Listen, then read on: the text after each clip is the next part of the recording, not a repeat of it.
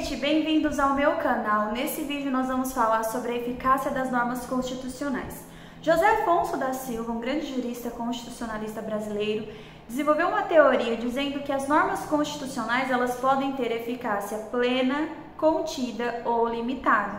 As normas constitucionais de eficácia plena são aquelas que podem produzir os seus efeitos desde logo, desde quando são criadas. Então, muitos artigos, eles possuem aplicabilidade já desde quando foram produzidos.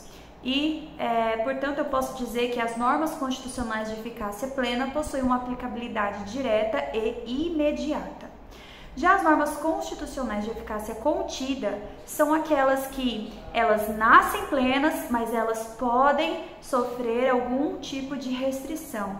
Então, o seu conteúdo ele é restringível e, portanto, ele pode ser não integral.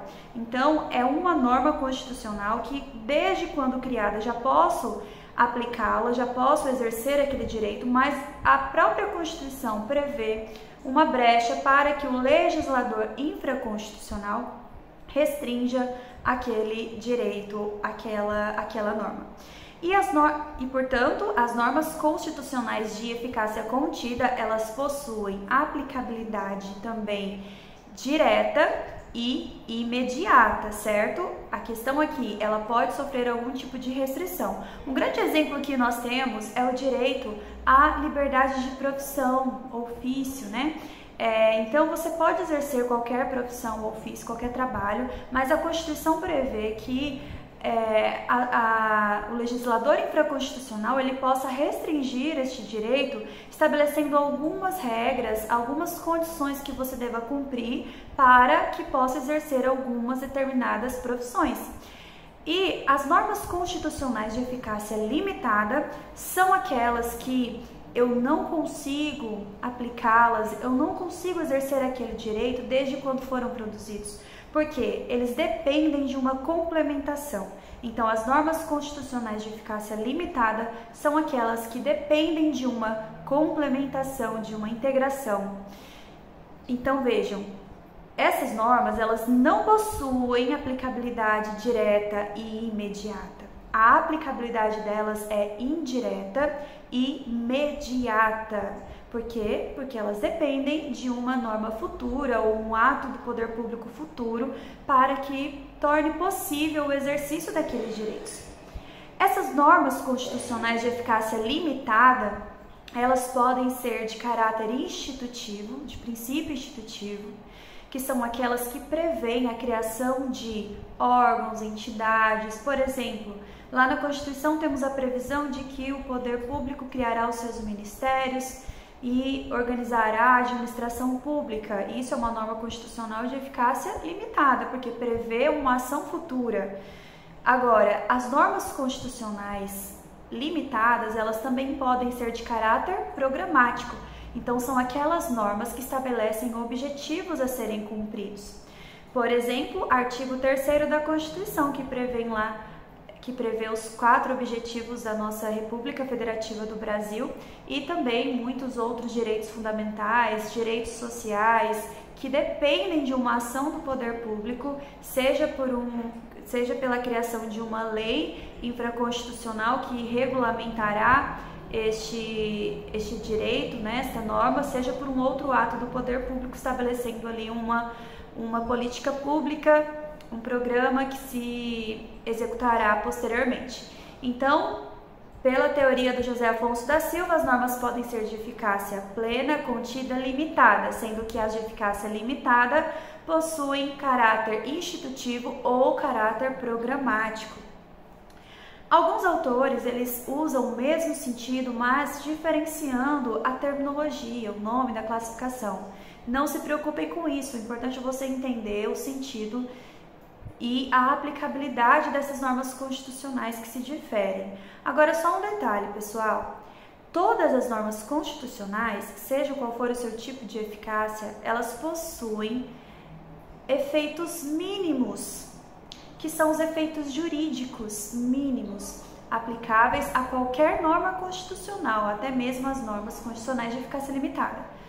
Então, quando uma norma constitucional é criada, desde este momento ela já tem o poder paralisante. que é o poder de revogar aquelas normas anteriores à Constituição que são incompatíveis com ela.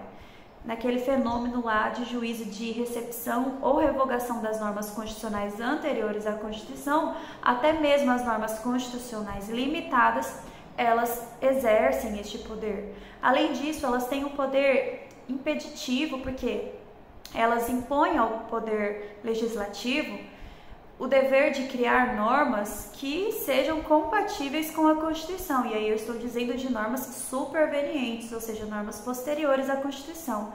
Então, o legislativo ele não pode criar outras leis que sejam incompatíveis com a Constituição em relação até mesmo às suas normas de eficácia limitada, tá? E ainda, as normas constitucionais, seja qual for a sua classificação em relação à sua eficácia, elas também têm o poder de vinculação, porque elas vinculam todos os poderes, né? Elas vinculam os 3 poderes e vinculam o poder público no geral para que respeitem essas normas constitucionais e as apliquem e ainda elaborem essa norma posterior, essa norma futura que vai regulamentar, que vai complementar este direito que foi previsto, mas que possui uma eficácia limitada. Então, efeito paralisante, impeditivo, também efeito vinculante, tá bom? Só para concluir, existem alguns autores que ainda mencionam as normas constitucionais de eficácia exaurida. São aquelas que estão previstas na Constituição, mas que já não possuem nenhum efeito. Por quê? Porque já foram praticadas e estes efeitos, a sua aplicabilidade já se exauriram. Nós temos várias dessas normas lá no ADCT, que é o Ato das Disposições Constitucionais Transitórias. Então lá nós temos um artigo que previa o poder constituinte revisor, que já aconteceu e não acontece mais. Lá temos um artigo que previu que seria realizado um plebiscito para que a população decidisse se ia querer a forma de governo republicana ou monarquia e se iria querer o sistema de governo presidencialista ou parlamentarista. Também uma norma que possui um efeito que já foi exaurido, certo?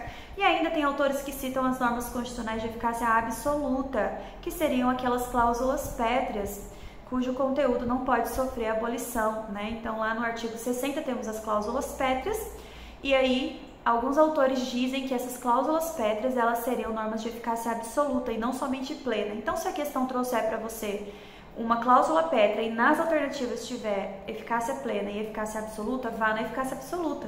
Mas, pela doutrina tradicional do professor José Afonso da Silva, você pode também classificá-las como normas de eficácia plena, tudo bem? Se você gostou desse vídeo, deixe seu like, se inscreve no meu canal para acompanhar os próximos conteúdos. Até mais!